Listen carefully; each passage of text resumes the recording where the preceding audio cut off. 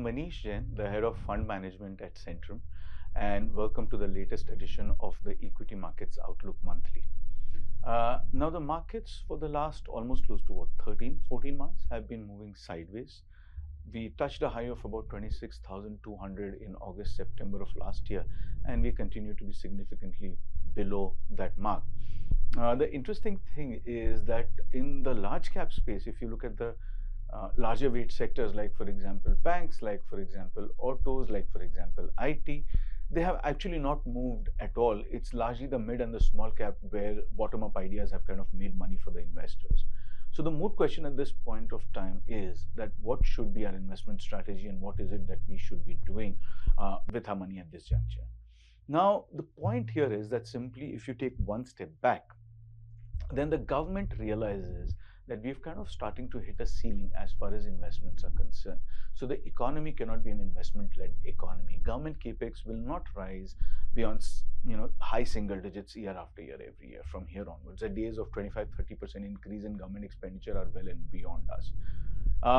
So we have to pivot from an investment-led economy towards a consumption-led economy. Now, that's the effort that the government has been trying to make for almost 6+ months now.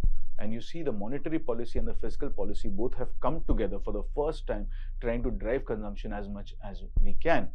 We saw the direct rate cut, the rationalization, which infused about almost close to 1 lakh crore in the hands of the consumers, almost adding close to 0.4% to the GDP. Then you had almost close to 100 basis points rate cut. Remember, we are much well ahead of the Fed in terms of the rate cut cycle this time. And then the third and the most important measure, the path-breaking measure that was announced recently, was the GST rate cut, right, which came into effect from 22nd of October.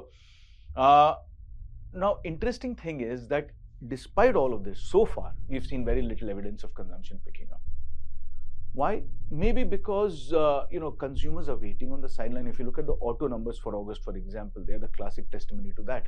Absolutely abysmal numbers. Now, the thing is, my sense here is that the consumers are waiting on the sidelines for the GST rate cut impact to kick in, and then they start to buying in big numbers. So I think this month's numbers, October month numbers, when they kind of announce for the first time, you should see the impact of that happening. So it all boils down to one simple conclusion for me, which is that Q2 is largely going to be in line with Q1. Do not expect anything great from the second quarter FY26 result. So you'll probably see about 7-8% bottom line growth, which basically means you'll see another 1% cut as far as consensus earnings estimate on Nifty are concerned. But beyond that, I think that is where you kind of start to hit a bottom.